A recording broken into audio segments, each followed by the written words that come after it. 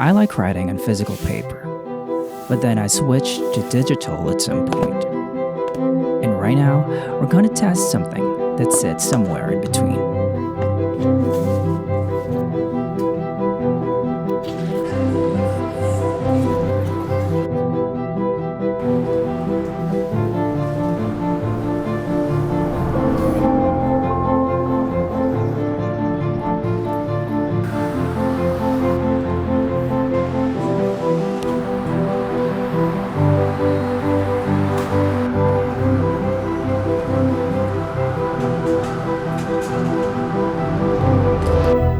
I assume the reason why you're watching this video is because you're probably someone who's on the fence of getting yourself the reMarkable Paper Pro move. Or maybe you've owned one of the reMarkable Paper products and thinking of getting the move to complement your workflow. Or maybe you're completely new to the technology and thinking of getting your first e-ink notebook, just like me. Hey, if you've been here before, which I doubt, welcome back to my channel. And if you're new here, I am Akilski, a hobbyist just trying to create YouTube videos despite working 12 hours a day, Mondays to Fridays. And I do create a variety of YouTube videos. I like creating cinematic videos of my favorite trips, as well as reviews of anything that no one really asked for, just like this video. So today we are going to do a bit of a deeper user experience of the reMarkable Paper Pro move from the perspective of someone who's never owned a similar gadget before. In my previous upload, I shared my unboxing video of the gadget, which I'll be posting around somewhere. If you're interested, you can click that one too. Yeah, let's go. The reMarkable products are digital notebooks designed to feel like writing on real paper, but with the power of a modern device. Unlike iPads or your regular tablets that are built for everything, it's a focused space for thinking, reading, writing, and creating. Under the hood is e-ink. It is the same screen technology as the Amazon's Kindle or Kobo devices. There's a video from Vladimir Kostak showcasing various products using e-ink technology in a recent conference. I love notebooks and journals, and I think just last year I bought around 5 different notebooks, but haven't really fully used them. On a normal day, I typically have 2 notebooks at the same time, one for work where I put all my to-dos and meeting notes, and one is for my personal journal. At one point, I tried digitizing all of that when I bought an iPad, and I even installed the paper-like screen protector just to get that writing on paper feels. And ever since, I haven't taken it off, and it's a game changer for writing on an iPad.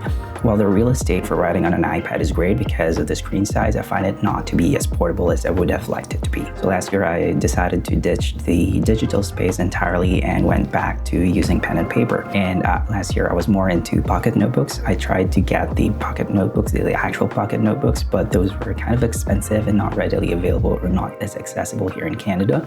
I actually ended up getting one from Muji, which is not as expensive, and this actually became my favorite notebook last year, and I think my most used journal ever. I usually write upside down because it gives you more space, just like so.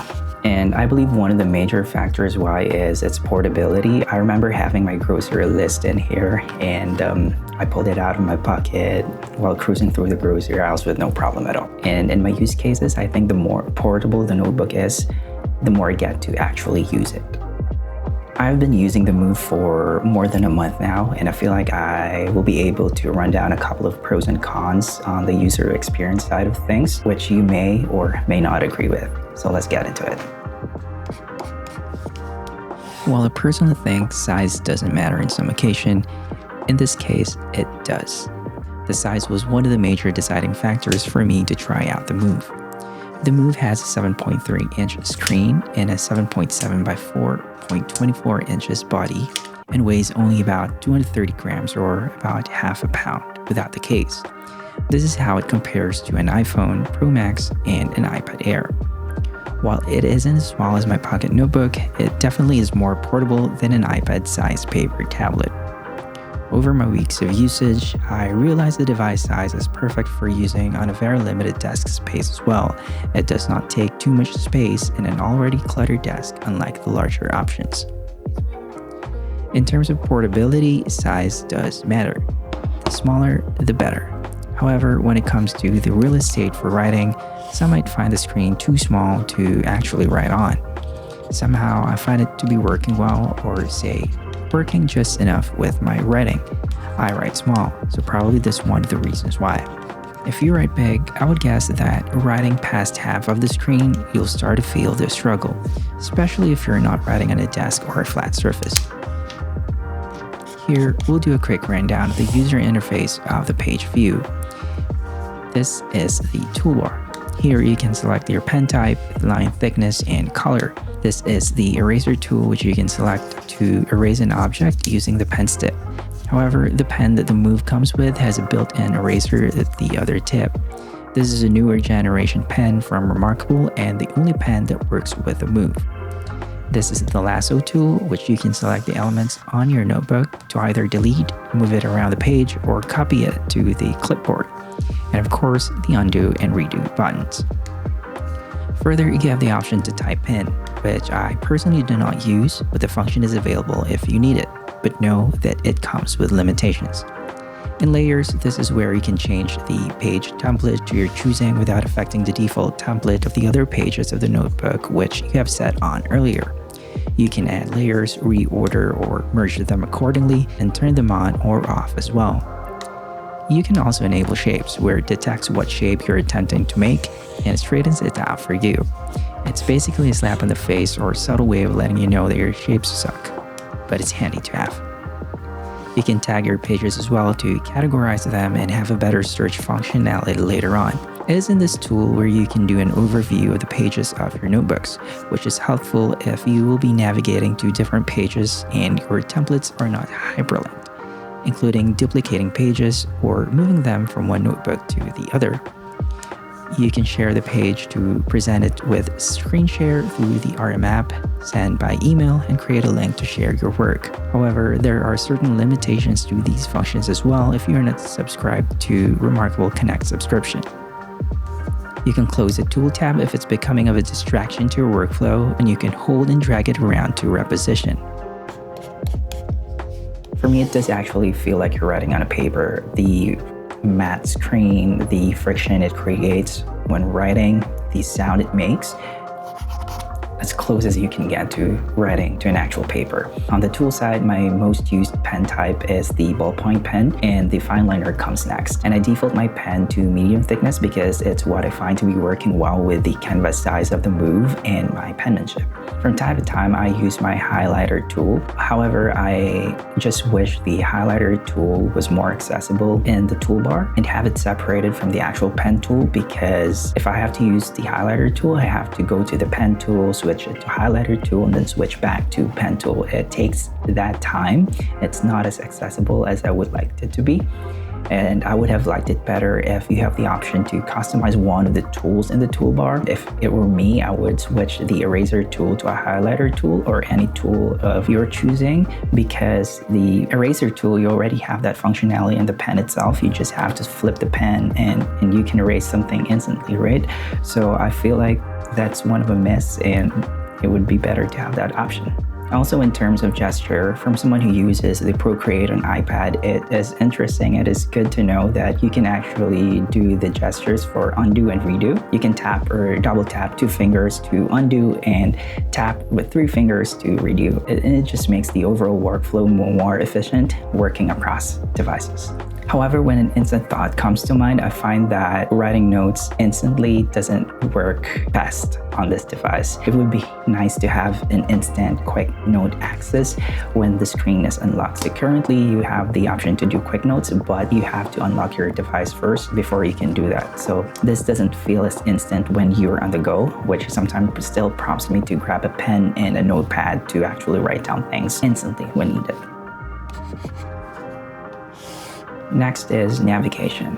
Over a month into the device, I am still getting used to the screen flashes of the e-ink, especially when it requires more color rendering on a certain page. One thing I actually missed though is actually flipping through the pages of an actual notebook, which we all know is impossible to emulate in a device like this.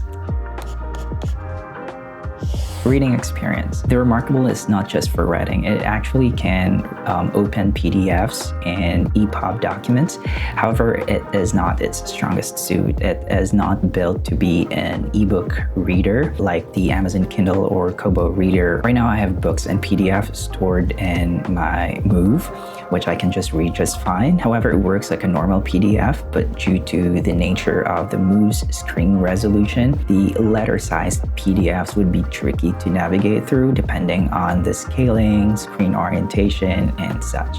In terms of display brightness, you can actually crank the brightness all the way up or all the way down. I also didn't find the need to bump up the brightness all the time.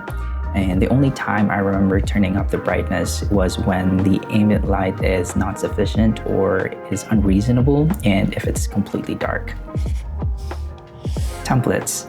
With the reMarkable methods, you have access to different reMarkable templates to download and use on your device. However, the templates for the Move itself is very limited as of creating this video. Most of the templates are curated for the bigger reMarkable devices. At one point, I was excited to see the bullet journal template in there because I was using the actual bullet journal. However, it is not tailored to work best with the Move. Hopefully, it is something that's on the table and we can see something in the future. Also, there are a couple of templates on Etsy that are available for purchase as well. As for me, I created a PDF with hyperlinks using the display size of the Move as my canvas, and I curated it to how I like my journal would be set up. So this way the template is 100% made for my workflow. While the product description says that a single charge lasts up to 2 weeks, there should be a catch on that. In my use case, which is mostly daily at work, 12-hour day shifts, I find a single charge lasts for just over a day. I use it like a memo pad at work. However, charging it is not a problem at all because it fills up really fast in about under an hour or something. For the support, I haven't had any major issues that prompted me to reach out to the official support for the reMarkable as of yet, but I recommend joining Facebook pages of reMarkable users all around the world. This is like a community or a space where people share their experience, good or bad, with the reMarkable products.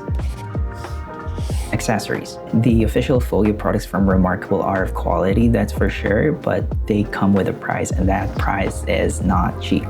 However, there are a couple of options from Amazon which you can buy, which are actually cheap. They're under like 40 Canadian dollars at least. I'm actually leaning towards getting one that I could use daily without breaking the bank. The reMarkable has Connect subscription that comes in free trial for 50 days. It comes with unlimited cloud storage, direct integration with cloud services, handwriting conversion, screen sharing, and an access to an additional 3-year protection plan. I'm still within my 50-day free trial as of this video, so I can't really tell how big of a difference it is to not have the Connect subscription. My 50-day money-back guarantee free return period is almost over. Now the question is, would I want to keep this or nah? I think I would. I think so too. Well, I hope you guys find this video informative, helpful, and reMarkable. And yeah, that's it. I hope to see you in the next one.